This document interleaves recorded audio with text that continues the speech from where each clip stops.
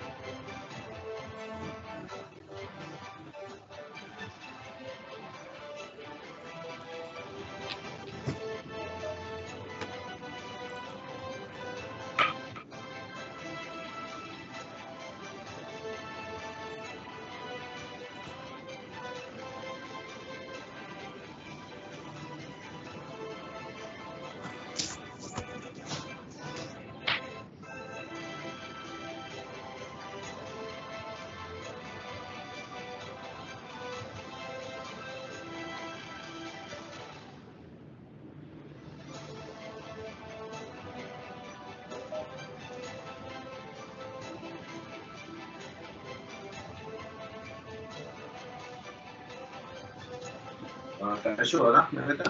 Aku tengah betulkan perubat ni. Mic dia pakai ke tak? Okay. Halo, Assalamualaikum. Assalamualaikum, ujian suara. Waalaikumsalam, dengar Prof.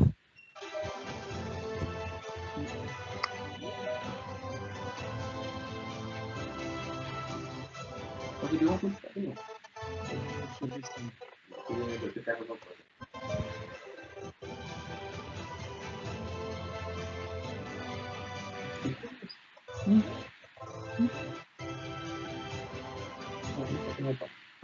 Apa yang nak suara? Hutan?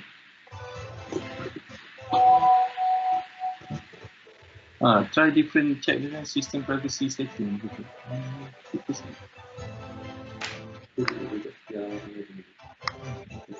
Okay, masuk dulu tempat. So you already in this. Hello?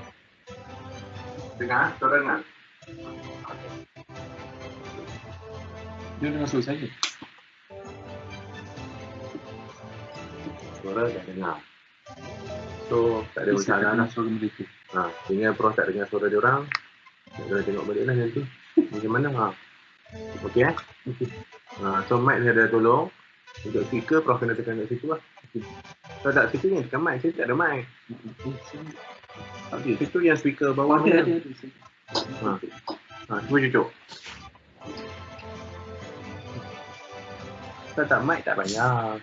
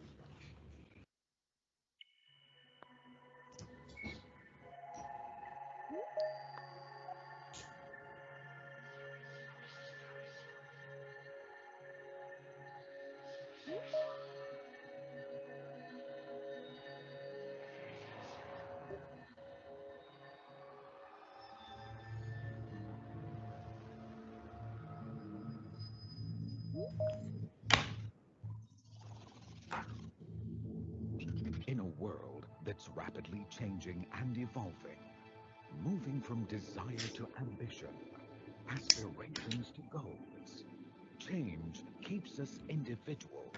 It keeps us free.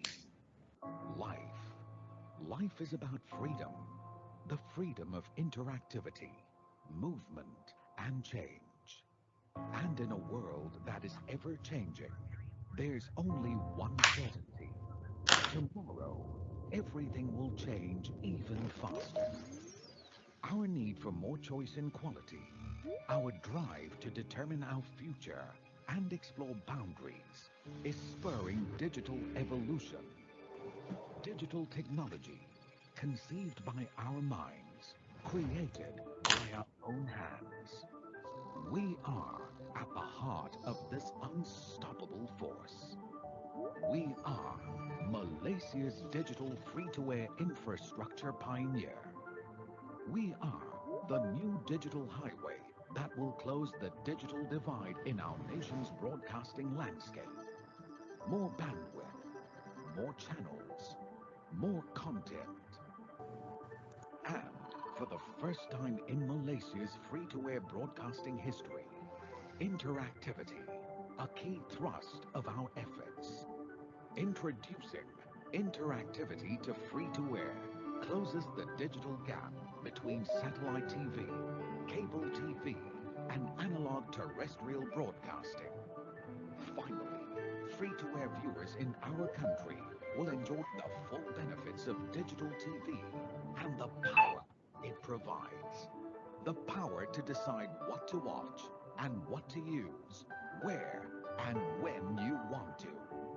At MYTV Broadcasting, we are spearheading this innovation in broadcasting, and the end game is to empower the people with choices. Because we are convinced that this amazing digital world should be easy and accessible to everyone.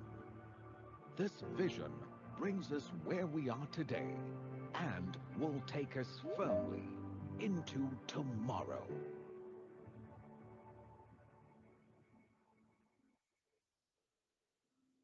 Welcome to the world of JAA Systems.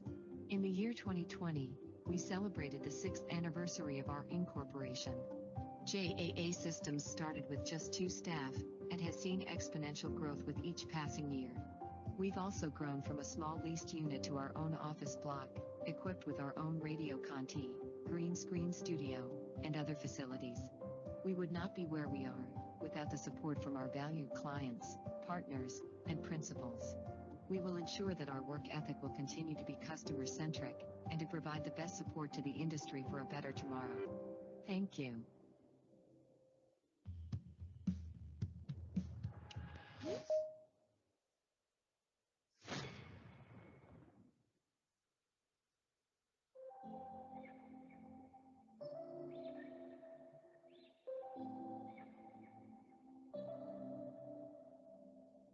remember we met, I could tell by your smile. You hadn't been with a good girl like me in a while. Yeah, you were impressed, couldn't leave me alone.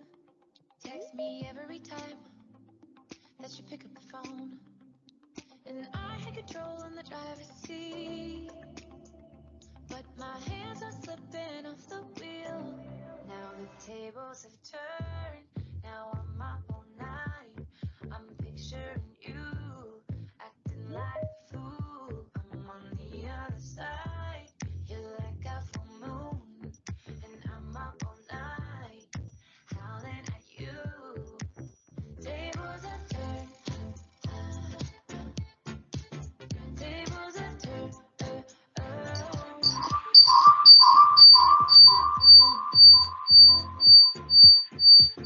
Tables have turned. I used to be chill, now I can't catch my breath. When you say my name, I feel tight in my chest. Can't handle the space, I need you here by my side. You make me sweat in the coldest of nights, yeah. I had control in the driver's seat, but my hands are slipping off the wheel. Now the tables have turned. Kita and David setakat itu saja. Baik, kita nak dia punya semangat tu dibawa sehingga ke generasi yang akan datang. Malaysia boleh. FM, asik. You're like a full moon, and I'm up all night, howling at you.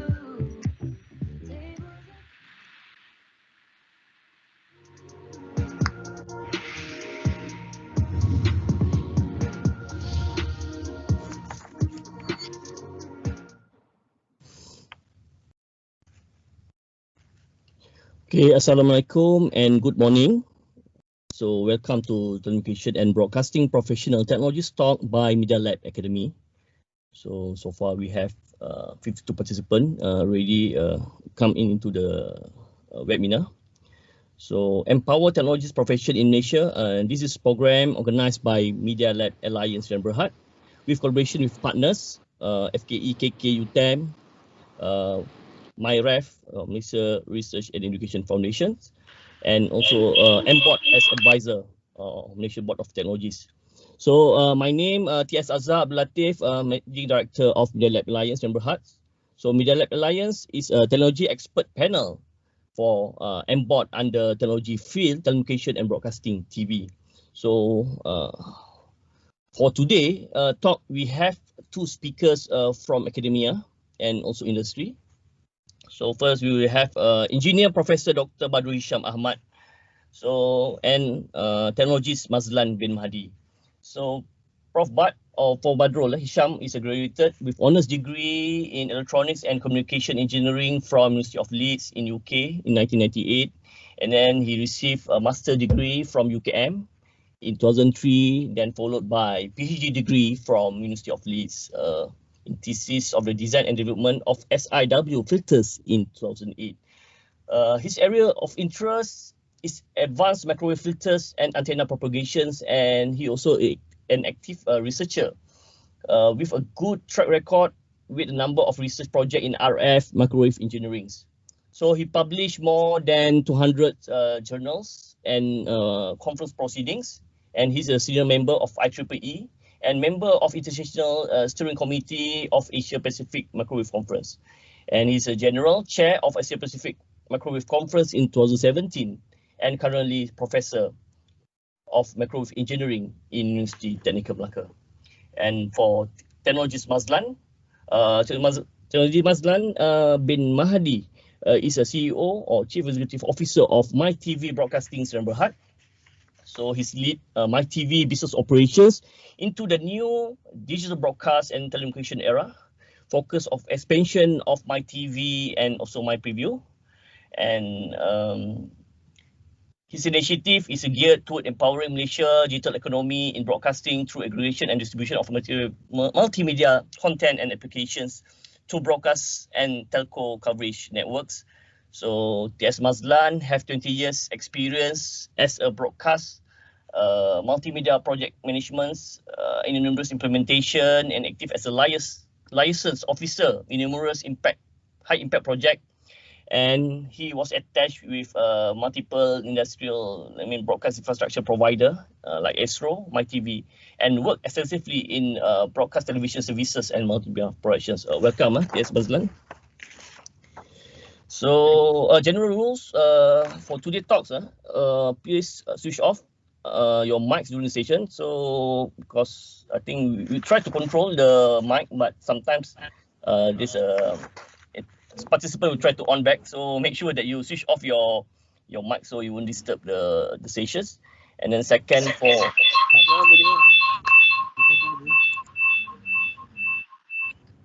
okay.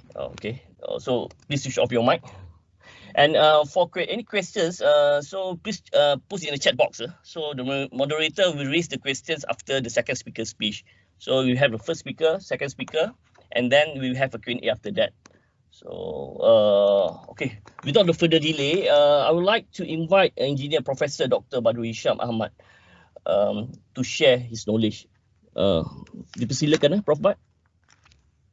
Okay, Bismillahirrahmanirrahim. Assalamualaikum warahmatullahi wabarakatuh. So segala question regarding this slide, you can put it in the chat box or email this organizer so that I can have to entertain any question arise from this sharing. Okay. So Bismillahirrahmanirrahim. Assalamualaikum warahmatullahi wabarakatuh. Good morning, everyone. So my name is Badrul Hisham Ahmad. I'm a professor from Faculty of Electronics and Computer Engineering, Universiti Teknikal Malaysia, Melaka. First and foremost, sorry for the delay. Biasalah nama. We are in the virtual world right now. Connections, internet, and whatnot is a very crucial part of our daily lives. So there's same thing occurs right now. So I hope you can bear with me for the next half an hour. So basically, first of all, I would like to share a bit about Universiti Teknikal Malaysia Melaka. It's established since the year of 2000.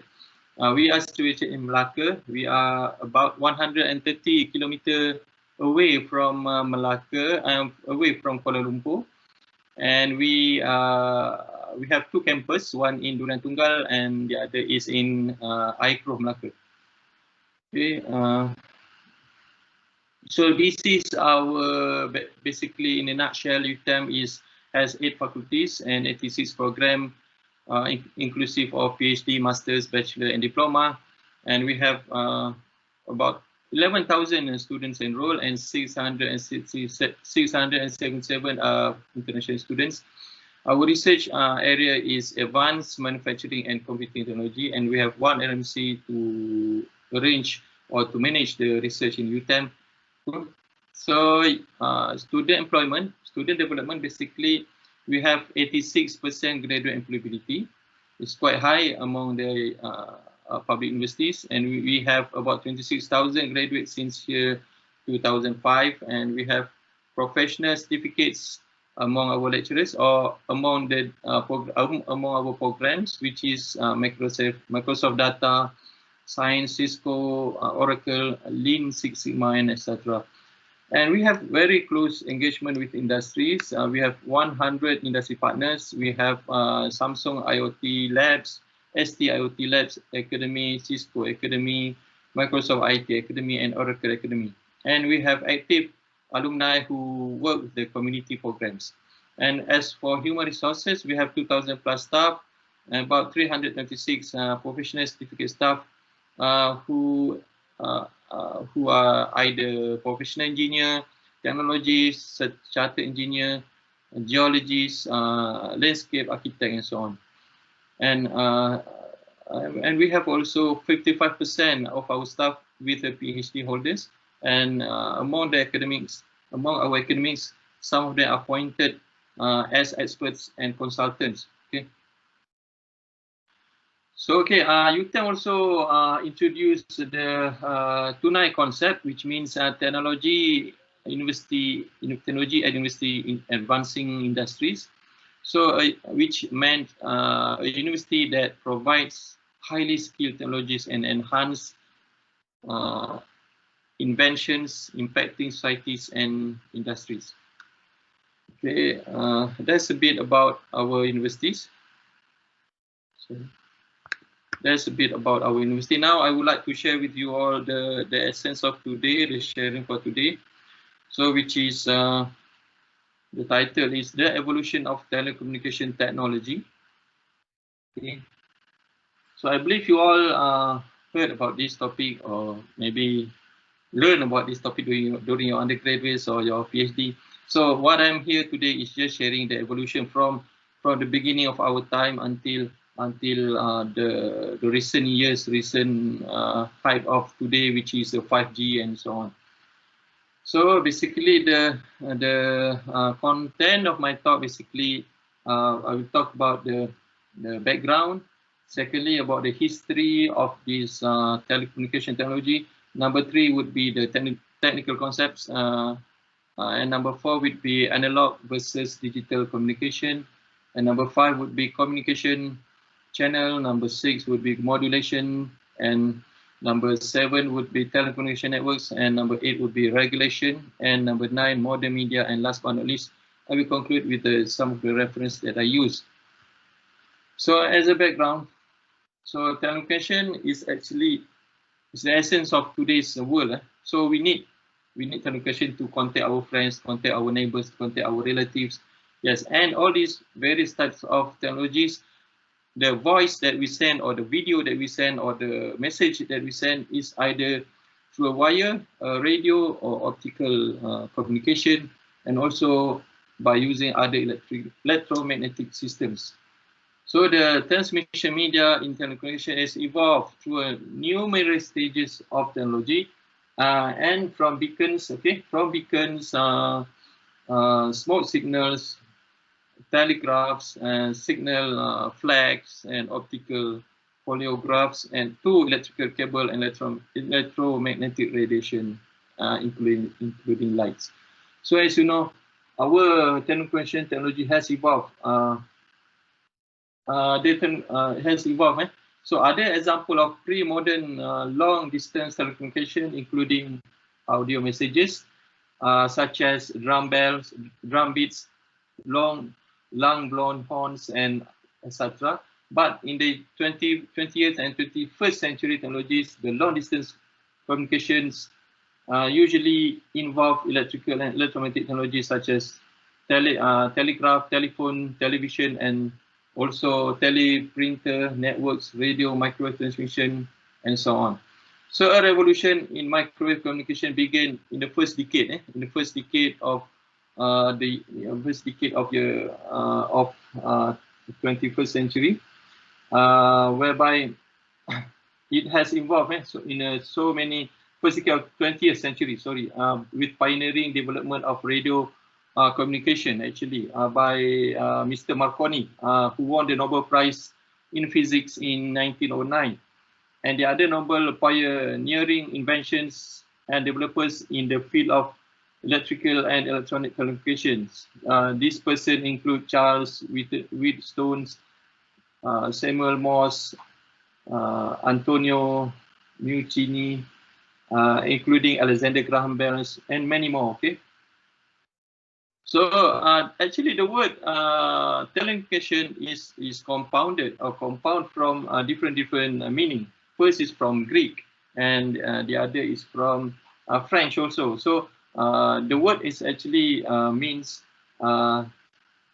in Greek it means tele, okay, and then in the word tele means in English means distance, far off, or afar, or and also the Latin, in Latin, so besides the Greek, the Latin also means communicare, means to share. So everything about a distance, sharing of information, including very far away location or very remote location. So it's in a form of sharing the information. Okay. So this is a bit of history of our communication technology. As you know, in the movie that we always see from Wild Wild West, in the Hollywood movie, the Red Indians communicate with each other using smokes, right? It's actually true in terms of the first communication of human is involving the beacons and pigeons. Actually, they are sending the messages tied to the legs of the pigeons, and then they let the pigeons fly and send their message to their friends and so on. So it's a very, very interactive or attractive, interesting way of communication. Okay, so actually the first people communicate through pigeons and beacons is around 1819, whereby a few historians or persons have done this in the Middle Ages. Actually, for example, I would take the beacons commonly used on hilltops, okay, by means of relaying a signal. So these beacons change suffering a drawback. So because this is not really efficient, sometimes what you send, what you meant is not really understood by the end of the person at the end. So it's I have a very, very drawback, have many drawbacks and so on. So, but when we move to telegraph and telephone in 1937, this is, I would say, more into the efficiency and effectiveness of the communication is improved. And Samuel Morse is among the person who successfully sending messages in around 1837, and his code is very important to enhance over Wheatstone signaling method. Okay, this first the involvement of the telecommunication technique from beacons and pigeons using very kita panggil nature dan menggunakan sumber burung untuk menghantar, tapi kali ini kita gunakan telegraph dan juga telefon. And the famous person who invented the telephone was actually by a person named Alexander Bell in 1876. So this person who successfully transformed the communication era. So the person who like siapa-siapa yang pernah gunakan telefon sebelum ni memang orang kata memberi kesan yang betul mendalam lah dengan teknologi telefon ni. So Alexander Bell in 76, okay, the conventional, okay, first conventional telephone was patented actually by Alexander Graham Bell in 1876, dan juga Elisha Gray juga telah fill a caveat nanti. So 1876, so Gray abandoned. So ada beberapa claim lah yang dibuat oleh past researchers, past innovators yang claim sebenarnya mereka yang buat dan sebagainya. Itu tertakluklah kepada ni. Tapi apa yang pasti kita sebagai pengguna telefon memang terkesanlah dengan penggunaan telefon dan sebagainya. Dan seterusnya pada tahun 1894 kewujudan radio dan juga telefon. Radio dan television. Okey, seorang Italian inventor bernama Guglielmo Marconi, dia telah membangunkan satu komunikasi wireless, komunikasi tanpa wire menggunakan fenomena radio wave. Dia menggunakan fenomena radio wave. So actually sebenarnya Encik Marconi ni dia adalah antara orang yang sebenarnya advance of wireless handphone, smartphone semuanya mulanya daripada Encik Marconi ni. Dia ni orang kata betul lah pemula segala wireless punya communication. Okay, so dia pada tahun 1906 dia transmit signal ni across Atlantic Ocean. Bayangkan lautan Atlantik tu yang luas tu dia berjaya transmit signal menggunakan wireless communication.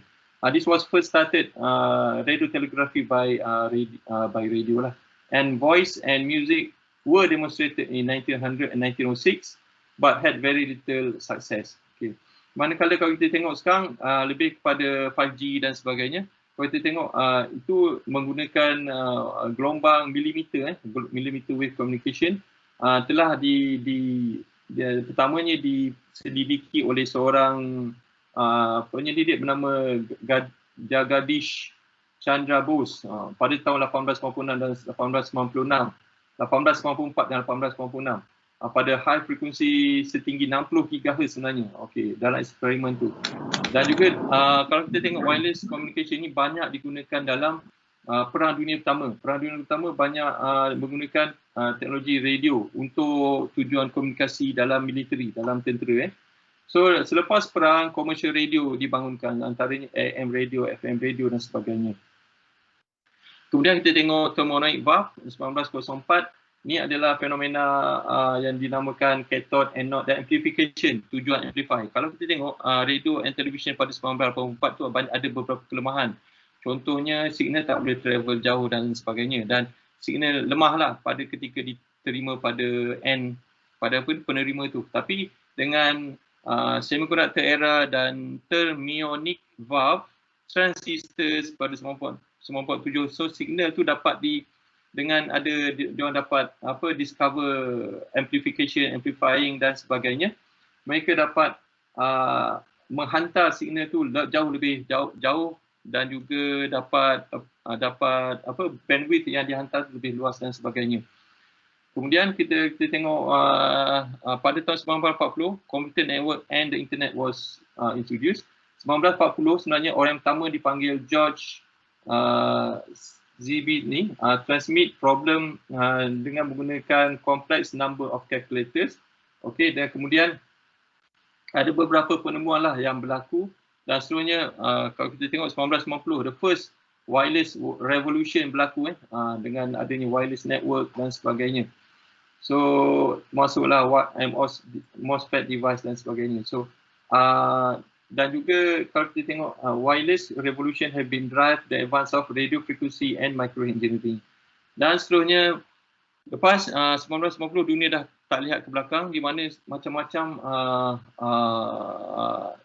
penemuan baru dibuat, reka cipta baru dibuat, di mana lebih kepada growth of transmission capacity. Apa yang contohnya bandwidth makin menambah dan sebagainya. Itu kita tengok Facebook ada wujud, Google wujud dan sebagainya. Instagram, apa lagi, macam-macam lagi. Kalau saya nak sebut ni memang macam-macam lah. Okay. So seterusnya itu saja tentang history, dan seterusnya saya akan sentuh tentang technical concept. So basic element, kalau kita tengok mana-mana telecommunication yang ada pada hari ini terdiri daripada tiga komponen utama. Yang pertama ialah transmitter, yang mana transmitter ni that takes information and convert it to a signal. So transmitter ialah conversion of maklumat-maklumat ni ke dalam bentuk signal, sama ada digital or analog. So yang kedua, transmission medium. Medium ni boleh jadi channel, laluan di mana signal tu akan lalu. Sama ada sebagai contoh kita tengok ni free space channel. Okay. Yang ketiga kita tengok receiver, that takes the signal from channel to convert back to usable information for the recipient. So maknanya tadi yang first transmitter, yang kedua medium, yang ketiga receiver. Receiver ni kerja menerima maklumat yang diterima daripada channel dan tukar kepada maklumat yang boleh digunakan lah untuk tujuan apa-apa saja tujuan lah. So dan seterusnya, mandangkan saya ada maklumat, bukan maklumat, masa yang sangat singkat sebenarnya 30 minit, tapi disebabkan oleh ada berlaku sedikit technical error tu. So terpaksalah kita cepatkanlah. So sometimes ada kalanya telecommunication berlaku dua hala. Sama ada melalui maknanya kita boleh communicate macam radio kita sekarang duplex, dua hala, daripada kita kepada penerima kepada kita juga. So tapi telecommunication over fixed lines kita panggil sebagai point communication is between one transmitter and one receiver. Okay, seterusnya tapi semua ni memerlukan telecommunication punya yang very powerful lah, antaranya power amplifier dan low noise provider, dan mereka perlu orang kata high performance. Okay, seterusnya telecommunication in which multiple transmitter and multiple receiver have designated to cooperate and to share the physical lines is called multiplex system. Kalau sebelum ni kita tengok duplex, one way, two ways communication kita dengan ni, tapi sekarang kita tengok multiplex, one to many, many to one. Okay, so ada banyak advancement yang berlaku lah. So seterusnya saya share tentang analog versus digital communication. So analog masih diperlukan, bukan kita cakap tak perlu, sebabnya kalau kita tengok dunia kita ni outer space kan, environment kita ni penuh dengan udara dan sebagainya. One way of effectively and cheaper way of sending signal is through wireless. Tak nak kita kena akui itu. Tapi at the same time, when it reach the home, reach the offices, reach the building, and there comes the digital communication punya basic. So di mana analog perlu convert kepada digital tu akan terus berkomunikasi antara. So you remember machine to machine, equipment to equipment, device to device is communicate through digital communication. Analog is usually through long distance punya communication, through small cities, into interstates and so on, into inter-country and so on. So communication channel have two meanings. Ada dua maksudnya. Yang pertama, kalau kita tengok ni, one meaning is a channel is the physical medium. Kita masukkan sini, channel tu maksudnya physical medium yang membawa signal antara daripada transmitter kepada receiver. Satu lagi meaning maksudnya is seen in that phrase communication channel, which is subdivision of the transmission medium so that it can be used to send multiple streams of information simultaneously. So maknanya maksud channel yang kedua ialah channel-channel yang kecil-kecil ni, yang di bawahnya a stream of information, maklumat-maklumat. Kalau kita tengok bits 101010 boleh hexadecimal, boleh a stream of information, macam-macam maklumat kita boleh hantarkan dalam satu-satu masa. Itu lebih kepada digital punya maksud. Yang first tu would be more on analog punya application. So kita tengok modulation is one way of sending information. A shaping of signal to convey information is called modulation. So modulation juga is used to represent digital signal as an analog. So kita boleh mimikkan kita punya analog digital kita dalam erti kata analog signal. So beberapa teknik lah yang available. Sebagai contoh kita tengok di sini kita bagi keying phase shift keying, frequency shift keying, amplitude shift keying. So di situ beberapa teknik mana dia combine. So kita ada information carrier, maksud saya carrier, kemudian kita ada message. So kita combinekan, kita marrykan carrier dengan information ni together. So kita ada modulated signal. So bila modulated signal receive the at the receiving end, kita demodulatekan signal kita tu. Saya minta maaf TS Mazlan, saya terpaksa ambil masa sikit untuk completekan ni, tapi saya cuba sehabis cepatlah untuk siapkan presentation ni. So sekarang kita ke telecommunication network. So telecommunication network ni sebenarnya adalah terdiri daripada beberapa item, sebagai contohnya transmitter, receiver dan juga communication channel yang hantar satu message dari satu tempat ke tempat yang lain. Some digital communication contain one or more routers. Diperlukan router di mana kan perlukan to route, to extend the information, to extend the power and so on. That they work together to transmit information to correct users. And analog communication network consists of one or more switches. Perlu ada switch. Switch ni menentukan hala signal tu lah. Dia macam valve lah, on off ataupun menentukan laluan signal tu. For both type of network, repeaters may be necessary. Sebagai contohnya, kenapa perlu repeater? Kadang-kadang signal yang kita sedia ada ni kadang-kadang menjadi lemah. Itu yang perlu amplify sekali-sekala dan sebagainya. Or recreate the signal when it's being transmitted. Ataupun seperti yang semua sudah maklum, bila lalui environment, atmosphere dan sebagainya, dia akan slowly decaying atau slowly menjadi lemah dan lemah. So from time to time dia perlu dikuatkan semula. So this is to combat attenuation that can render the signal indistinguishable from the noise. So kita perlu amplify dia supaya dia boleh bezakan antara noise dengan signal. Kadang-kadang kita dapat bezakan. So dalam era teknologi ini perlu ada satu badan orang kata mengurus lah, badan memantau, badan letakkan regulation atau peraturan dan sebagainya untuk ni. Sebagai contohnya sekarang macam-macam ada kan. So antara badan yang bertanggungjawab mengawasi dia kita sebut sebagai ITU lah. Disebut sebagai International Telecommunication Regulation Union, ITU.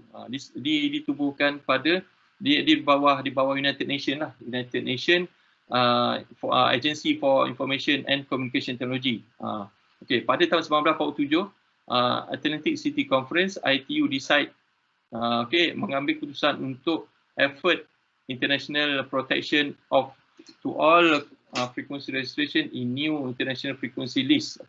Pada tahun 1914 pula, pada tahun 2014 pula, Presiden Obama dah recommend FCC, kita panggil sebagai Federal Communication Commission, reclassify broadband internet service as a telecommunication service to preserve net neutrality. So macam-macam lah keputusan yang dia ambil apa semua untuk mengawal selia badan telecommunication era sekarang. Okay, seterusnya saya ke modern media. Kalau kita tengok modern media ni just nak tunjukkan bahawa evolution keperluan ni dalam bentuk millions per unit memang tinggilah, daripada equipmentnya, daripada komputernya sampai ke smartphone memang naik secara eksponen lah. Kalau kita tengok keperluan komputer dan smartphone sebelum ni pada start wujud 1998 demand dia, tapi kita tengok 2008 meningkat beberapa ganda lah, memang meningkat. Okay. So seterusnya ke telefon, pun sama, demand semakin lama semakin tinggi.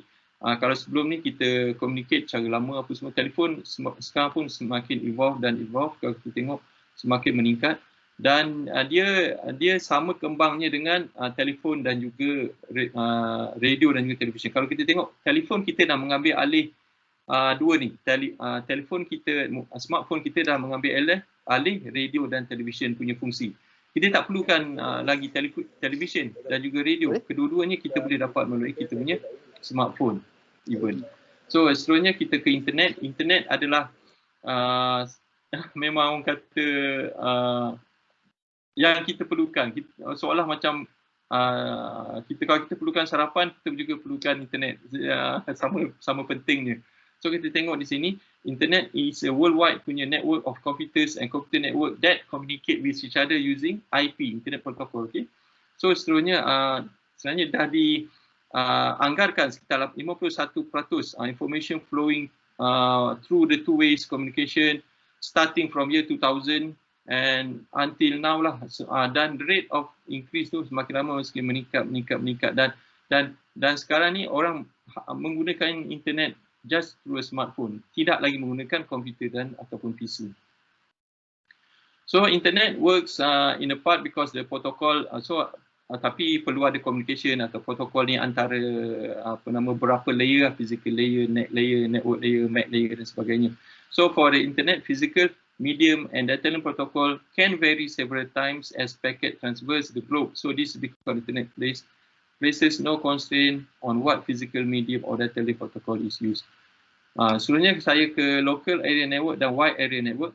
So dalam perkembangan dunia digital internet ni, sebenarnya ciri-ciri LAN dan WAN, saya sebut sebagai LAN, local area network, dan WAN ni sebagai wide area network memainkan peranan sangat besar, di mana dia menyatukan, kaitkan antara komputer dengan handphone, dengan laptop dan juga dengan router. So dia boleh networkkan, communicatekan. Itu yang orang kata dunia IoT sekarang, Internet of Things, di mana komunikasi antara smartphone dengan smartphone, network dengan network. Kalau contoh sebelum ni, contohnya komputer kita, linkkan dengan printer kat tingkat 10, kat tingkat 11. So kita boleh straight away send our material untuk print, itu menggunakan network. Itu menggunakan sama ada LAN atau WAN. Kalau kita nak area yang lebih besar, dia menggunakan WAN. Di mana boleh extend sampai beberapa ratus kilometer jauhnya. Okay. Okay, sekarang saya ke slide yang terakhir. Saya share tentang 5G. Sebenarnya ini adalah hal yang sekarang Malaysia di bawah MMC ataupun Kementerian Komunikasi dan Multimedia sedang merangkalah akan establish pun beberapa task force telah diwujudkan beberapa tahun lepas untuk mengkaji ciri-ciri 5G ni, berapakah kos yang diperlukan untuk membangunkan dan sebagainya. So memang dah diluluskan dan sebagainya, dan kita pun dah kementerian pun dah bekerjasama dengan ISP, Internet Service Provider, dan juga telecommunication provider kita, antaranya Celcom, Hotlink, Maxis dan sebagainya untuk membangunkan 5G. 5G ni boleh menggunakan sistem yang sedia ada ataupun membangunkan sistem yang baru. Okay, tapi yang baru memerlukan kos yang lebih tinggi lagi.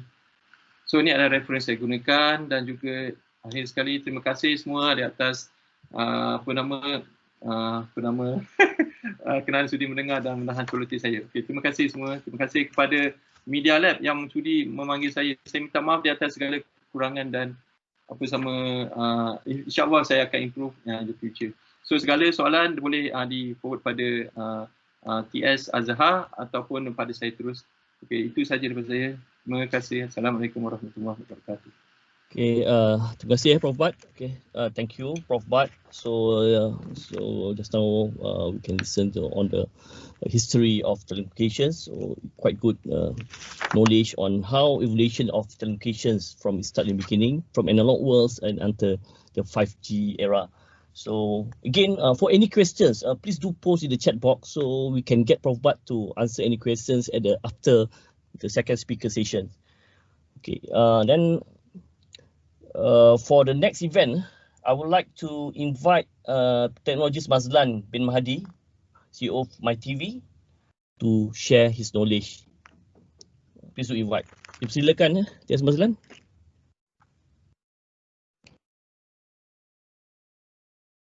Okay. I think kita kena unmute dulu. TS Mazlan. Alright. Hi, okay. Assalamualaikum and good morning everybody. Thank you for joining us. For this talk organized by Medialab. Okay, so today I am going to talk about digital broadcasting in Malaysia lah. Particularly, I will run you through siapakah MYTV di dalam arena penyiaran negara ni and what we have done so far. With regards to the digitalization of broadcasting in Malaysia. Okay, hold on. I think I will.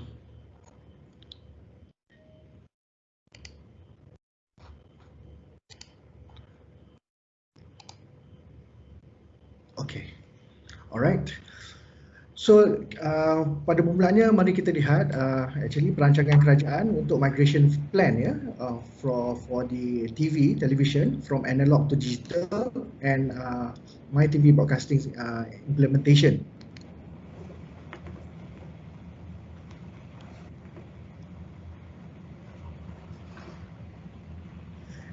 We have been granted the letter of award from MCMC back in 24th October 2014 to Puncak Semangat, which is our sister company, which did all the business development and the submission of tender. And then once the letter of award has been awarded to Puncak Semangat, it has been novated to a special purpose vehicle, namely MYTV Broadcasting. So from 2014 until today, we are operating under the name of MYTV Broadcasting. And as early as 2014, in Q4, we have started work at the hub, the main digital multimedia broadcasting hub. And in the same year, we have signed an MOU Telecom to become our technical partner because we were utilizing most of their network assets for this for MYTV's network. And then we 2 years later in 2016, our DMBH and Service Operation Center are ready for service. And in 31st October 2019, Malaysia have completed its analog switch off and went fully digital from the 1st of November 2019. The stakeholders for this project is pretty obvious.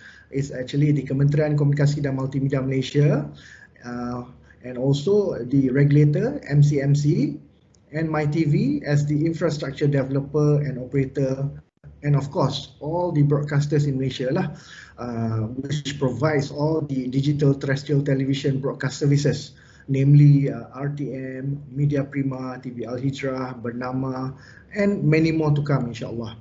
So on the 6th of June 2017, it has been formalized by the then Prime Minister Datuk Seri Najib Tun Razak, and which kickstarts our foray into digital terrestrial television through MyFreeview free-to-air services. So in 2017, it was the simulcast period. We had the analog transmission still going on. At the same time, MYTV has also prep itself and ensure that the digital transmission was also ready for service and transmitting in Malaysia. Okay, I would like to take you through to this short video, about 3 minutes long, on our journey.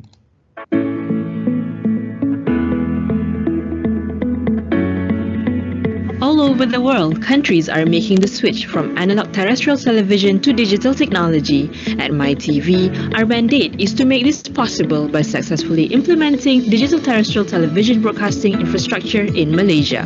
Since 31st October 2019, Malaysia has officially migrated to DTT platform. This transformation was a historic achievement and benefited millions of Malaysians. People will enjoy a more interactive experience with a higher quality content. Viewing TV will never be the same. To make this happen, MYTV will open up and revolutionize the broadcasting industry by providing the tools through its 5 pillars, features and services. These features and services will not only give you a new holistic experience but also open up opportunities to broadcasters, content owners, content creators, advertisers and brands to enter the world of digital broadcasting. This is a dream which we believed in.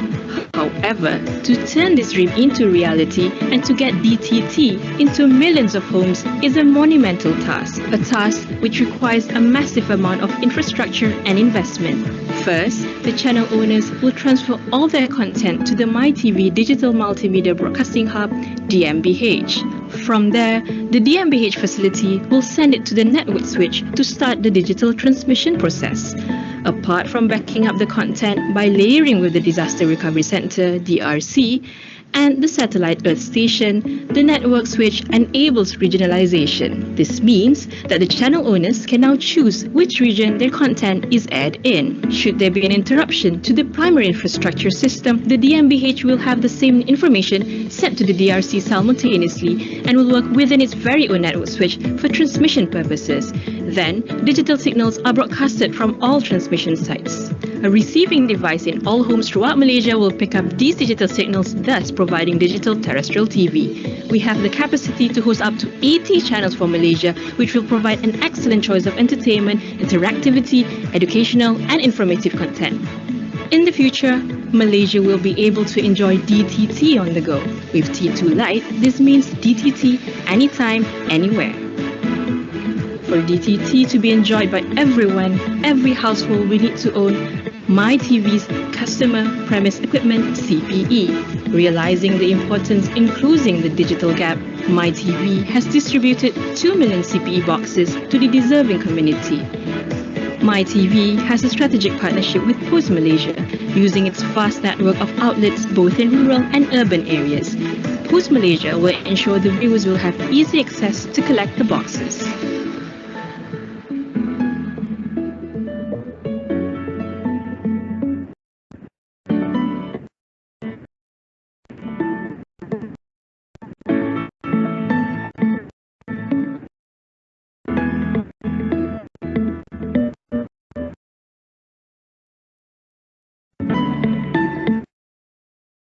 Enhances quality of life, introduces new interactive and value-added user experience, reduces the gap in the digital divide.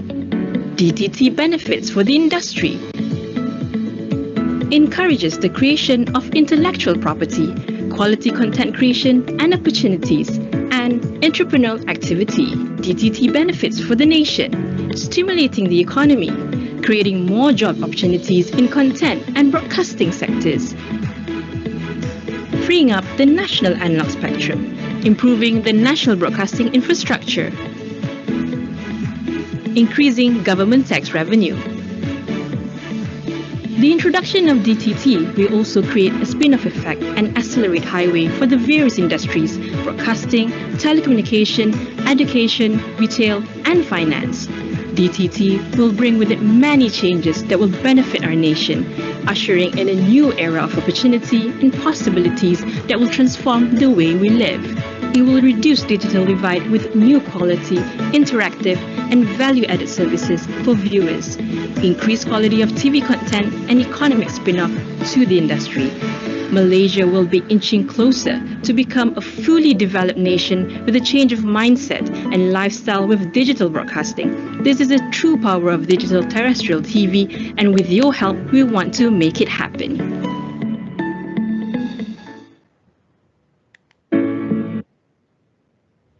All right, so we continue. Now, I want to share with you the overview of our MYTV network properties, and we shall look at it in a normal telecommunication perspective through its DNA, the device, network, and application or content. The key advantages to our network is pretty clear. There's no subscription fee since it's free to air, and it's compatible with new and old TV through the foray of broadcast receivers in the market, and of course uninterrupted reception because we are actually leveraging on radio frequencies on terrestrial rather than satellite. Clear because our network is digital and it can go up to 4K signaling, and the coverage modularity through single frequency network and interactive and enhanced services that can be embedded within the signaling for the converged signaling of broadcast and broadband content. The first devices, let's look into the devices. Currently, MYTV's market share is roughly about 32% from our CSR distribution of set-top boxes throughout Malaysia. But since 2017, all imported and manufactured digital TV sets in Malaysia are mandated to have DVB T2 tuners, so which are able to receive DTT service. This actually means that the broadcast devices in the market will continue to increase from the sales of TV and set-top boxes in the market. So this is a very good point. This is often a question that's asked by the broadcasters. They keep asking, what's the eyeball and what's the eyeball? So MYTV would explain that actually has the network and the device market has a huge potential to increase as all the TVs should have the digital tuners embedded within it. In terms of coverage, we have, when it was analog days, the highest analog coverage was no more than 92%. And it was transmission network, but thanks to 95.3% population coverage through our DTT network. So you can see all these yellow areas in Malaysia are mostly covered through DTT.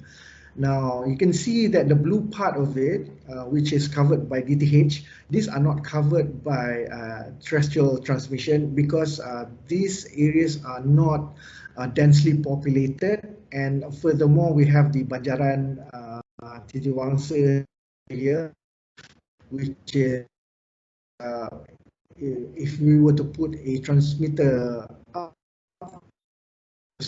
a lot, but MYTV had from the satellite.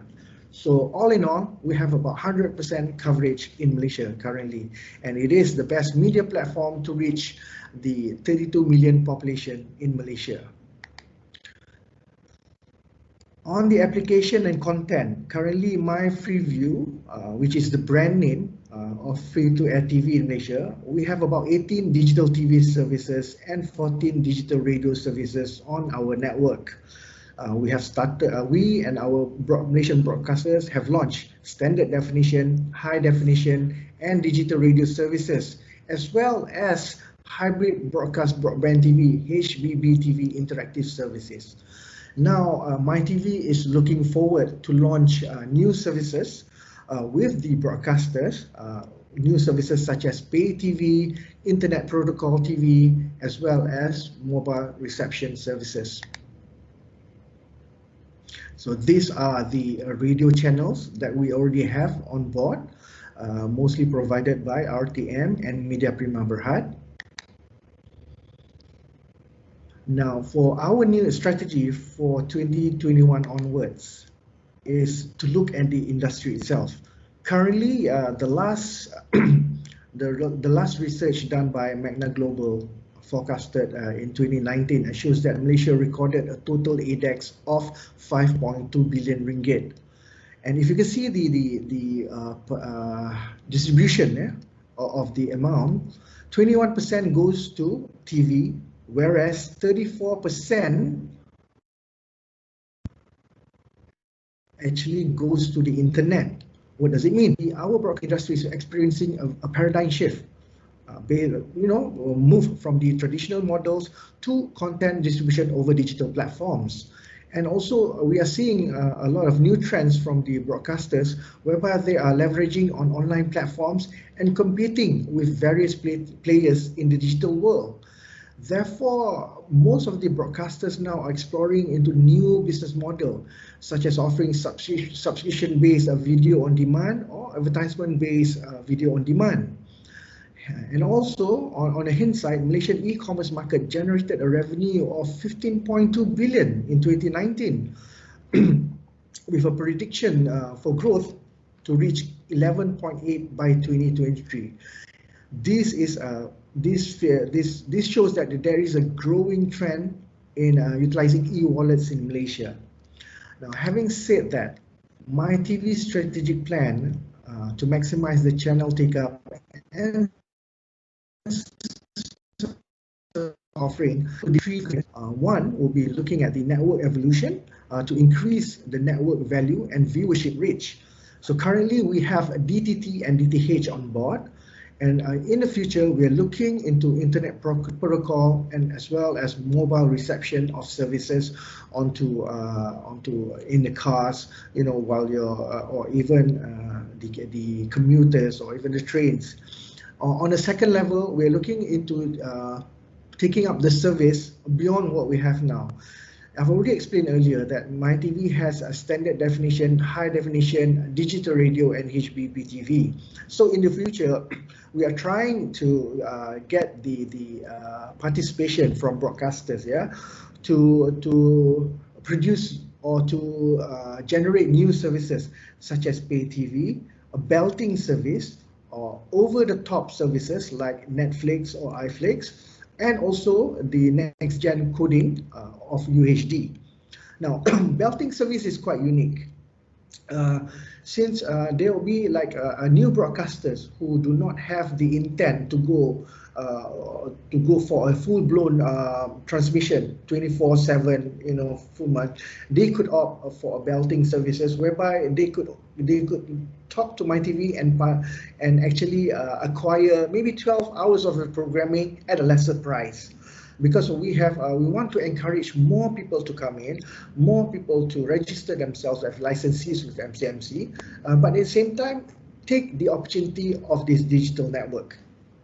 So belting service is quite interesting for Malaysia, and of course on the third area or third focus area is the clienteles. Currently, all our customers are basically broadcasters, and they all have content application service provider licenses with MCMC.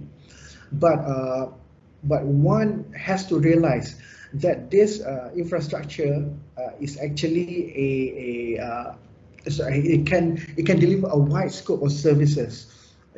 So that's why we are also talking to application service providers for app developers to come and look on how to exploit this network further.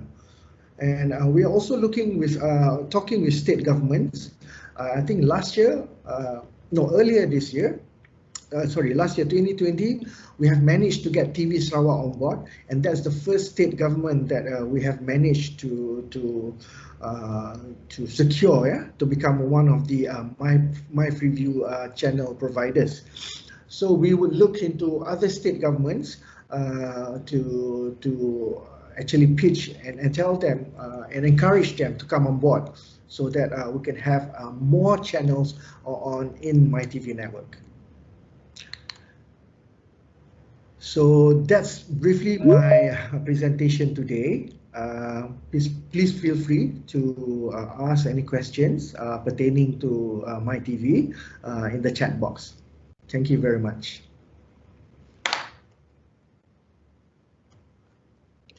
Okay, thank you. Thanks to Tes Mazlan for the talk. Yeah, so just now we heard about all the new technology on the televisions, and the good thing is it is it's a free to air, and everybody can watch without paying. So that's a good thing compared to the other platforms.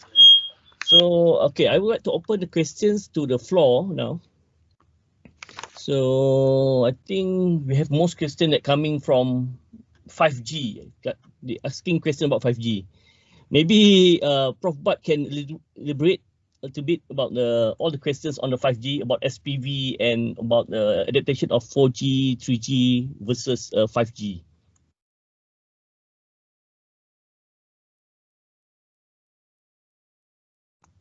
Prof. Bud, dengar ke? Okay.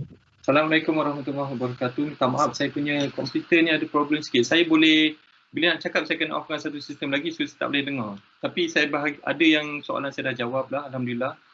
So memang betul, pelaburan dalam 5G ni memang agak mahal. Tetapi kajian dah dibuat dah, iaitu sama ada we improve on the current system, current infra dulu, infra. Some of the infra we no need to build new. Yes, build from zero. Maybe the cost would be like millions kan, billions sometimes. So when you improve from the current system, what you have in 3G and 4G punya system, that would be cut cost much more lesser if you build new infra. So and the takers is from industry, of course. They would invest into the system, and they provide the apps, they provide the application and so on, and they start to charge with this new technology 5G and 6G and so on. So obviously the end segment who going to affect is us lah, the users, because of course obviously all those internet providers and telecommunication providers ni, of course they will play with the word 4G, 5G and 6G, and they will sometimes misuse it. Actually not all area in Malaysia is ready for 5G actually.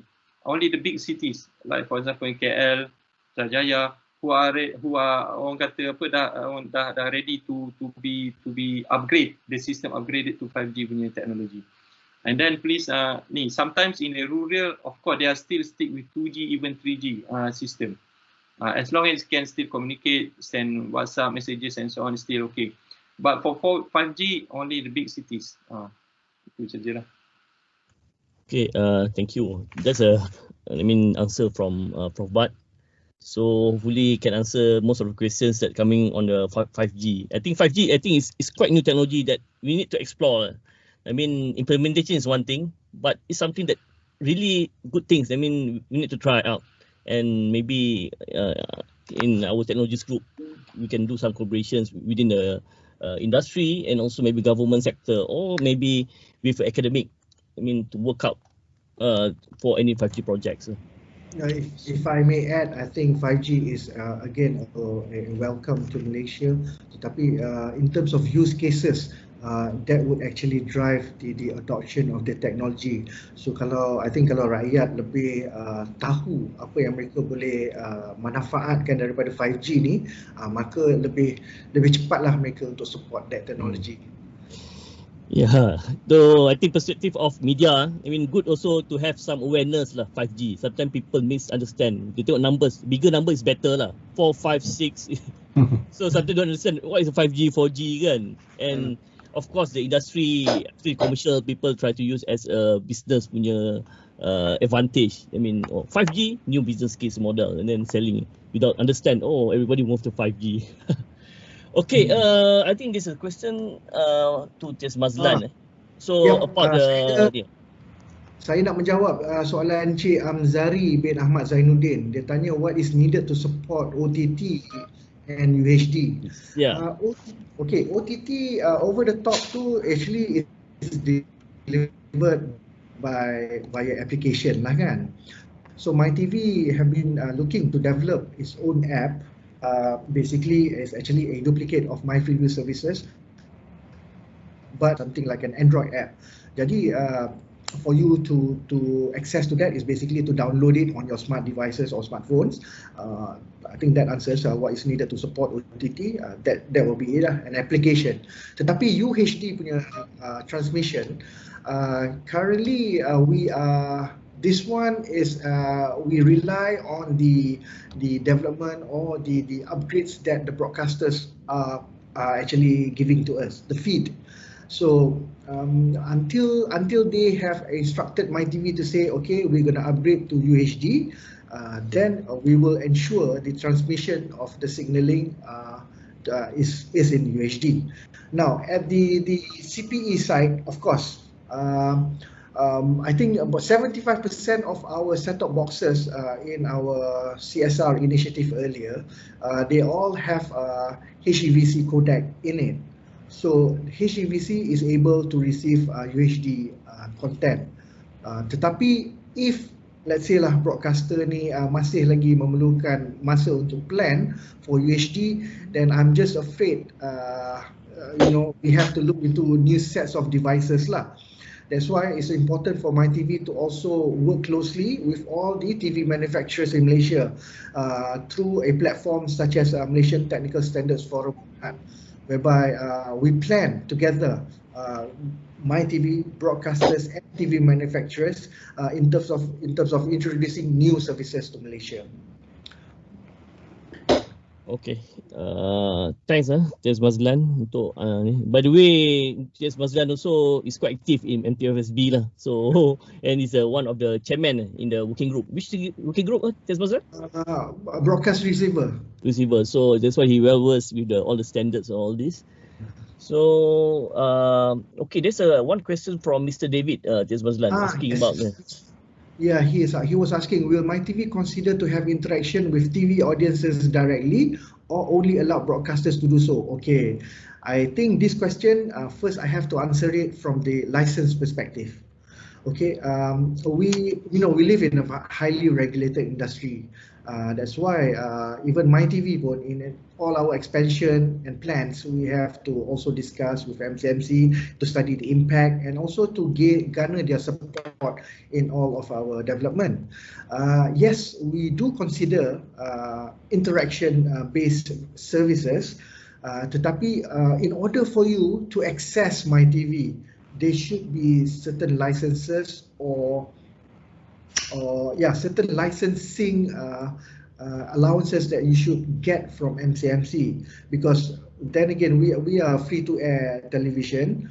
Our signaling is for all to consume. That's why we have to ensure the security and also certain guidelines are adhered by the content providers. So I hope that answers the questions, Mr. David. All right. I think there's one more questions about hotel punya room lah. I mean, any hotel room use MyTV for the? Yes. I mean, any engagement with MyTV with hotel operators to make sure the quality of the TV in the room. Yes. Since we don't have any more analog signaling, so I believe semua free to air content at hotels too can be tapped from 3 sources, be it either MyTV or be it Astro or even from Unify TV. Jadi yes, I do agree some hotels ni, because when they have these multiple sources, they would have their own mini headend dekat setiap hotel, whereby they would demarks the signal. Kalau if they're tapping from MyTV, they would have to demarks the signal and then send it to each and every single room. So why the quality is not maintained or as crisp as digital perhaps is perhaps some weaknesses in that process itself, whereby the signal is demarked and then sent to the actual room. So they might be using some analog equipment still. They might be passing the signal not through digital link or cables, but still through analog. Hence, the quality that the guests receive at the rooms might be similar to analog TV. So yes, we have received calls or queries from developers, hotel developers, or some of other lodging facilities, and we try to help them as much as possible and share with them the technical codes needed for them to ensure a high quality digital broadcast to their facilities. Yeah, thank you, Mazlan. I think this is a good thing that maybe technologists can play their part and role. For example, in this kind of situation where we need to certify each hotel with the good quality transmission, maybe we can get can do programs. I know in future to get people like technologists to go and certify. This is something that working the up to standard par for the transmission in a hotel. Correct. So just the suggestions from my side. Betul.